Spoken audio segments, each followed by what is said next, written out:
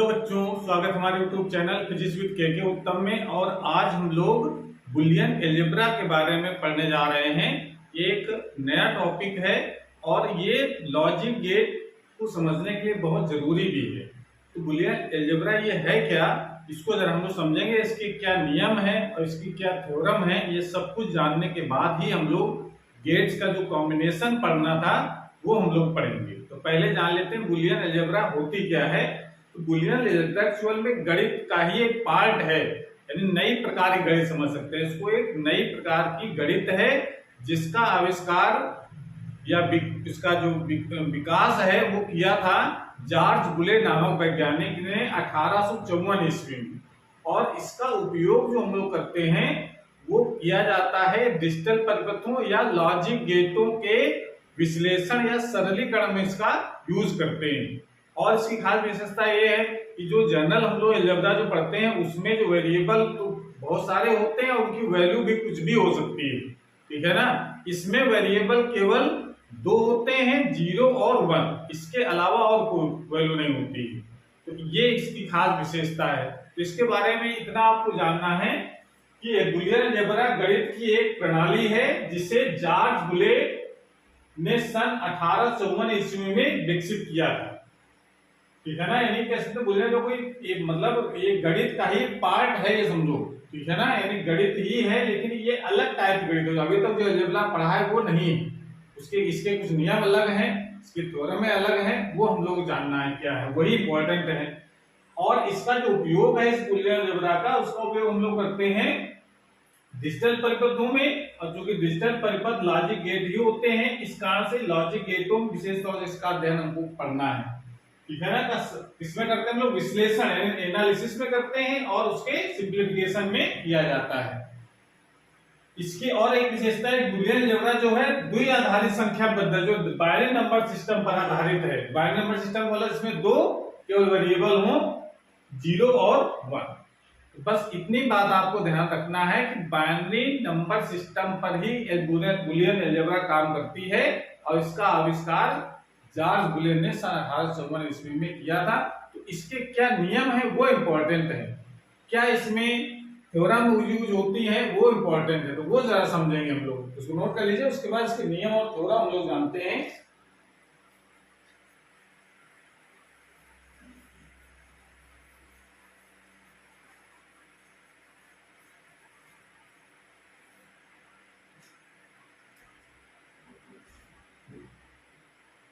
नियम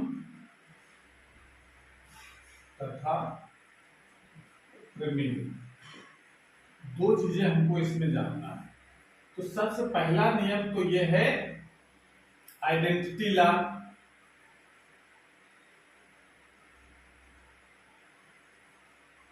identity law में दो टाइप के आइडेंटिटी लॉ को पढ़ने हैं। फॉर एडिशन, फॉर एडिशन यानी जोड़ने के संबंध में, और जोड़ने वाला जो गेट हम लोगों ने पढ़ा है वो होता है और गेट। तो आर गेट से रिलेटेड जो टर्म है वो हमको यहां पर देखना है। और साथ में जानना है फॉर मल्टीप्लिकेशन।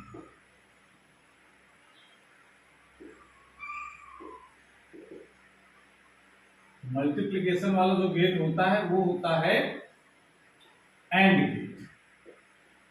एंड गेट के लिए ये नियम लागू होते हैं, समझ गए। अब क्या नियम है देखो identity law.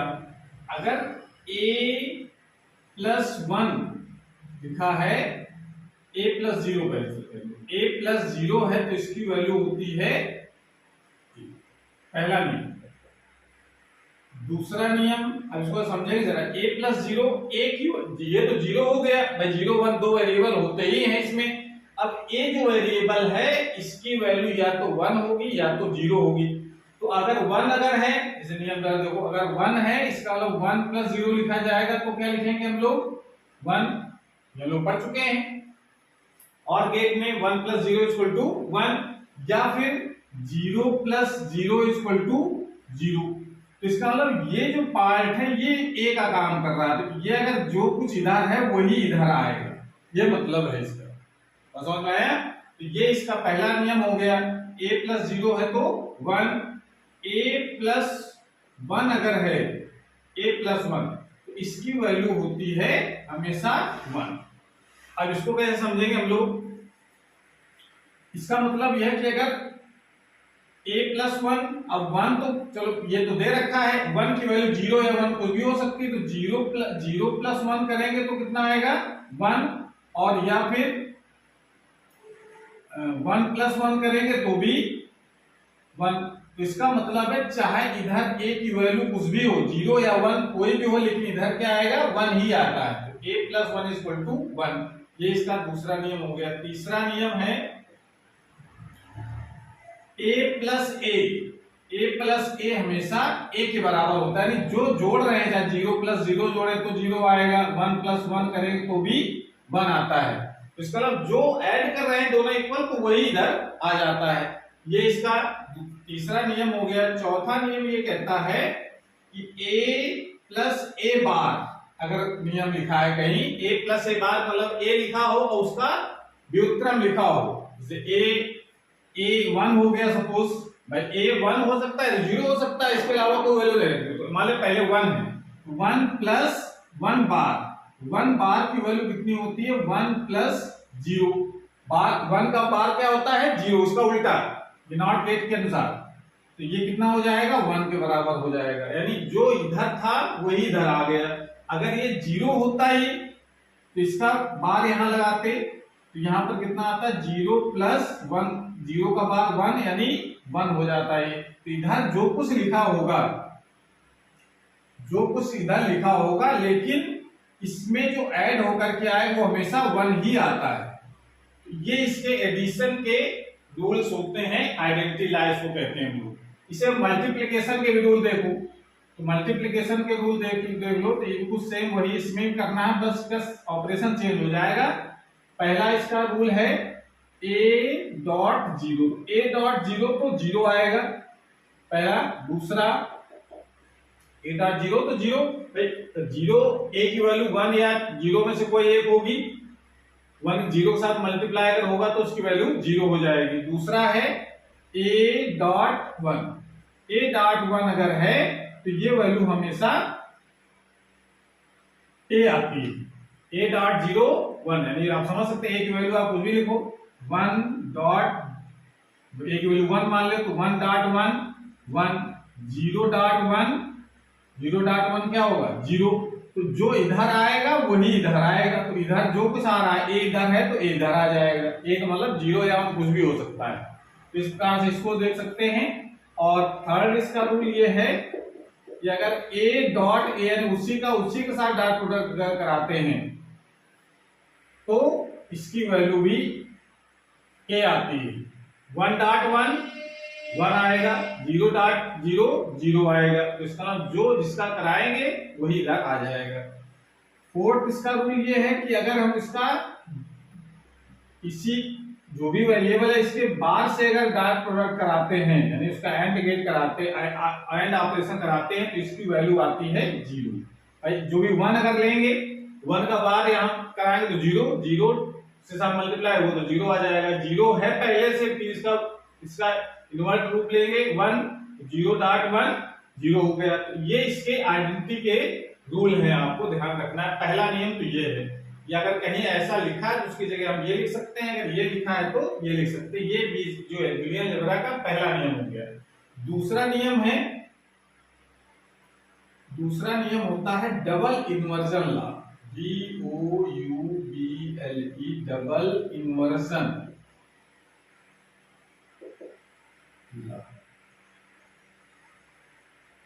Double inversion law ये क्या कहता है? डबल इन्वर्जन लॉ कहता है कि अगर कोई भी वेरिएबल है उसके ऊपर डबल बार लगा है तो वो बार दोनों कैंसिल हो जाते हैं, केवल वेरिएबल बचता है। ये इसका दूसरा नियम हो गया। और ना कोई चीज उल्टी लिखनी है, जैसे 0 के ऊपर बार लगा तो इसकी वैल्यू कितनी हो जाएगी 1, और इसके ऊपर एक डबल बार लग जाएगा तो ये फिर उल्टा हो जाएगा तो इसकी वैल्यू फिर 0। यानी बार एक के ऊपर एक लगे हैं तो दोनों एक दूसरे को कैंसिल कर देते हैं। किसी चीज को घुमाना है उल्टा करना है तो पहले एक बार उल्टा करो, ठीक है ना, उसके बाद फिर उल्टा कर दो तो सीधा हो जाएगा। तो वही इसमें ये नियम होता है। ये डबल अगर कहीं बार लगा हो तो उसका बार खत्म हो जाता है। तीसरा नियम ये है कॉम्टेटिव लॉ।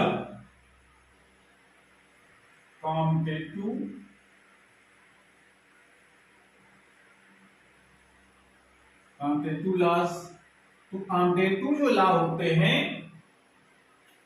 वो होते हैं, इसको हम प्रकार से लिखते हैं ए प्लस बी। अगर कहीं लिखा है ए प्लस बी लिखा तो उसको हम बी प्लस ए बी लिख देते हैं, तो उसके वैल्यू में कोई चेंज नहीं आता है। ये तो साधारण बीजगणित का भी नियम है ये। और मतलब चाहे ए में बी को जोड़ो चाहे बी में ए को जोड़ो, दोनों सेम। इसी वजह डॉट प्रोडक्ट में भी ए डॉट बी ये होता है बी डॉट ए के बराबर। ये एडिशन के लिए है, मल्टीप्लिकेशन के लिए। तो ए में बी का मल्टीप्लाई कराओ चाहे बी में ए का मल्टीप्लाई कराओ, दोनों की वैल्यू सेम। तो ये तो हो गए इसके 3 नियम। अभी सुनो कर लीजिए, उसके बाद फिर अगले नियम।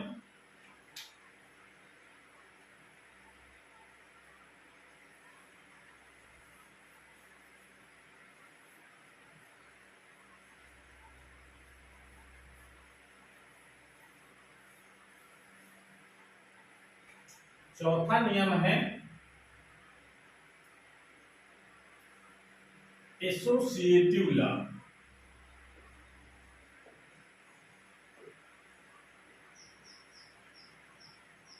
एसोसिएटिव देखिए, कॉम्पेटिटिव लॉ को हिंदी हम लोग कहते हैं क्रम विनिमय का नियम। क्रम बदल दे कोई चेंज नहीं आता है। सहचर्य का नियम, एसोसिएटिव लॉ मतलब सहचर्य, हिंदी में कहते हैं इसको। सहचर्य का नियम क्या कहता है कि अगर 3 टर्म ऐसे लिखे हैं ए प्लस बी प्लस सी, तो ए प्लस बी प्लस सी ये बराबर होता है ए प्लस बी प्लस सी के बराबर। चाहे बी प्लस सी जोड़ करके ए को जोड़ा जाए या ए प्लस बी करके सी को ऐड किया जाए, उसकी वैल्यू में कोई चेंज नहीं होता है। लेकिन वेरिएबल यहाँ एबीसी दे गए तो इसका मतलब नहीं 0 1 2 हो जाएगा, रहेंगे वेरिएबल हमेशा 0 या 1, ठीक है ना। ये चीज ध्यान रखते हैं, ये नहीं कि 1 0 1 2 कर दो, ऐसा नहीं करना है। हमेशा वेरिएबल आपको 0 होगा, ए की वैल्यू 0 होगी या 1 होगी, ऐसे बी की वैल्यू 0 होगी या तो 1 होगी, सी की वैल्यू 0 होगी या तो 1 होगी।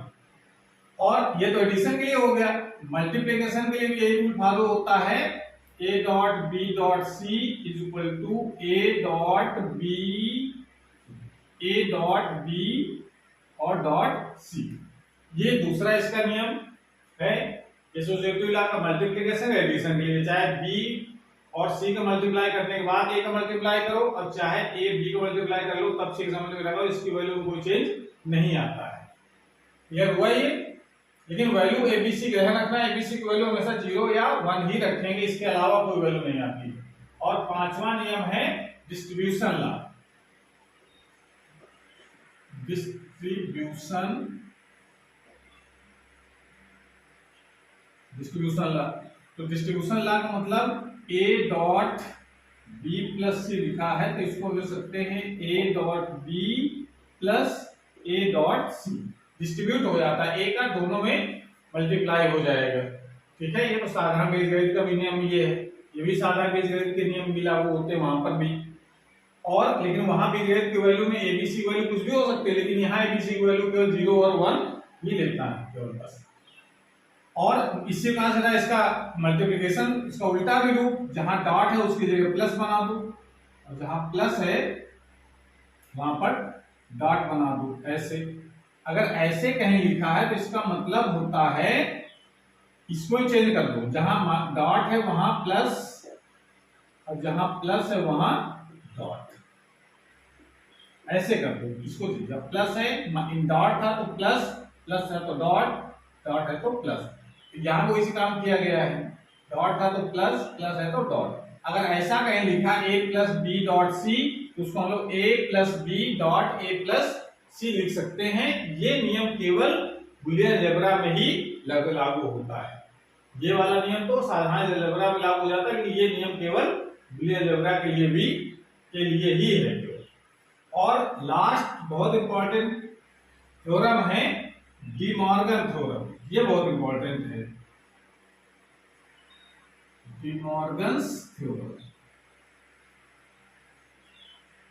तो डिमॉर्गन्स थ्योरम देखिए क्या है, अगर दो राशियां, दो वेरिएबल अगर जोड़े गए हैं उसके ऊपर बार लगा है तो इसको हम लोग लिख सकते हैं ए बार, अलग अलग किया जा सकता है लेकिन बीच का जो चिन्ह है वो बदल जाएगा, प्लस का है तो डॉट में कन्वर्ट हो जाता है।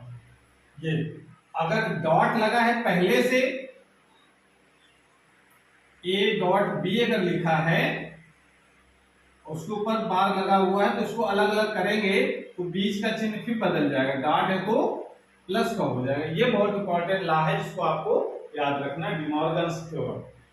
इन सब थ्योरमों का यूज करते हुए हम लोग पढ़ेंगे कि जो कॉम्बिनेशन होते हैं वो गेट्स के, मूल गेट्स हम लोग पढ़ चुके हैं, आर एंड नॉट, इसको जब कंबाइन करते हैं तो उन गेट को पढ़ने के लिए जरा ये जब तक बुलियन अलजेब्रा नहीं आएगी तो उसको समझने में थोड़ी दिक्कत आती है। तो इसको अगर ये नींदियां आप याद कर लीजिए तो बिल्कुल एकदम हलवा हो जाएगी, ये समझ लीजिए कॉम्बिनेशन का समझना। तो इसको नोट कर लीजिए और आज हम लोग इतना ही पढ़ेंगे, उसके बाद अगली क्लास में लोग पढ़ते हैं गेटों का कॉम्बिनेशन। तो आज क्लास में समाप्त होती है, पढ़ाई करते रहिए। Thank you.